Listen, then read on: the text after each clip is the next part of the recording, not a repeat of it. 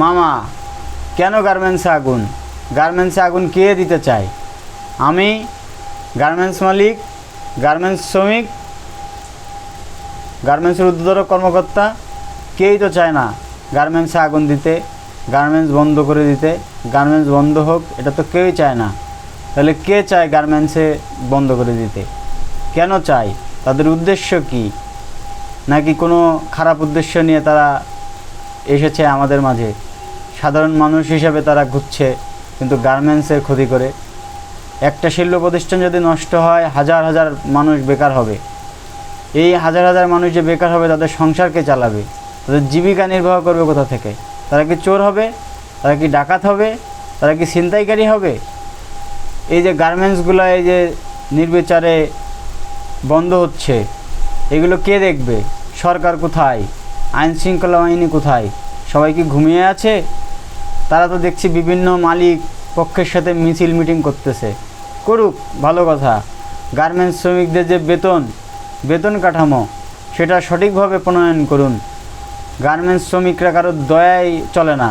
তারা তাদের হাড় ভাঙা পরিশ্রম করে তাদের সংসার চালায়, তাদের জীবিকা নির্বাহ করে। তারা তো কাজের বিনিময়ে টাকা চায়। তারা তো চায় না যে তাদের অনুদান দেওয়া হোক, প্রণোদনা দেওয়া হোক। তারা তো সেটা চাচ্ছে না। তারা চাচ্ছে তাদের ন্যায্য প্রাপ্য যেন তারা বুঝে পায়। কোথায়? এখন আছে তৃতীয় পক্ষ। তৃতীয় পক্ষের উদ্দেশ্য কি? ঝুট ব্যবসা। যারা সরকার দলীয় ক্ষমতায় থাকে তারাই ঝুট ব্যবসা নিয়ন্ত্রণ করে। এটা আমার কথা না, এটা সবার কথা। এটা সবাই জানে, ওপেন সিক্রেট। ঝুট ব্যবসা যারা করে তারা অবশ্যই সরকার দলীয়। আর একটা সবথেকে বড় বিষয়, এখানে বহিরাগত মানুষের আনাগোনা। বহিরাগত মানুষ কেন আসবে গার্মেন্টসে? কেন আসবে বহিরাগত মানুষ? বহিরাগত মানুষের কাজ কি? একটা গার্মেন্টস যদি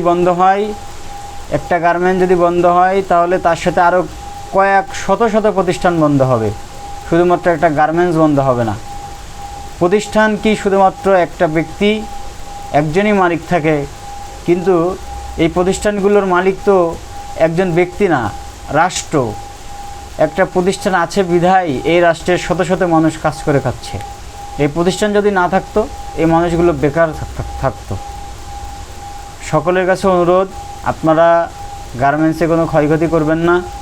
একটা গার্মেন্টস যদি বন্ধ হয়, একটা স্পিনিং বন্ধ হবে। একটা স্পিনিং যদি বন্ধ হয়, একটা প্যাকেজিং কোম্পানি বন্ধ হবে। এমন শত শত ফ্যাক্টরি, শত শত মানুষ বেকার হবে। এই মানুষগুলোকে সংসারকে চালাবে এই মানুষের জীবিকা নির্বাহ করবে কোথা থেকে? এই মানুষগুলো যদি কাজ না করতে পারে, একদিন, 2 দিন, 3 দিন যদি কাজ না করতে পারে, বেকার থাকে, তাদের সংসার চালানো দায়। তারা শেষে কি করবে? সন্ত্রাসী হবে, ছিনতাইকারী হবে, চাঁদাবাজির খাতায় নাম লিখাবে। সরকার দলীয় মানুষের সাথে নেতা যারা বিভিন্ন মন্ত্রী মিনিস্টার, তাদের লিয়াজু করে তারা সন্ত্রাসী বাহিনী হবে, তারা চাঁদাবাজ হবে, তারা নেশা আসক্ত হবে। আপনাদের সকলের কাছে অনুরোধ, আপনারা এগুলো বন্ধ করুন। আপনারা গার্মেন্টসকে বাঁচান, দেশকে বাঁচান, এই দেশের জনগণকে বাঁচান। গার্মেন্টস যদি বন্ধ হয়, দেশের এক্সপোর্ট যদি বন্ধ হয়, তাহলে মনে রাখবেন এই দেশ মহা সংকটে পড়বে। এই দেশ যে সংকটে আছে, আরও সংকটে পড়বে। সকলের কাছে বিনীত অনুরোধ, আপনারা গার্মেন্টসের কোনো ক্ষয়ক্ষতি করবেন না। গার্মেন্টসের যারা কাজ করে, যারা শ্রমিক, তাদের প্রতি অনুভূতি, আপনার হৃদয় থেকে অনুভূতি নিয়ে আসুন। আপনাদের সফট কর্নার থেকে আপনারা তাদের সাথে ব্যবহার করুন। তারা যেন সুন্দরভাবে তাদের কর্মক্ষেত্রে যেতে পারে, তাদের কর্মক্ষেত্রে যে তারা তাদের কাজগুলো করতে পারে। তারা যদি কাজ করে দেশ চলবে, তারা যদি কাজ না করে দেশ চলবে না। দেশের ম্যাক্সিমাম এক্সপোর্ট যে হয়, এটা গার্মেন্টস রিলেটেড।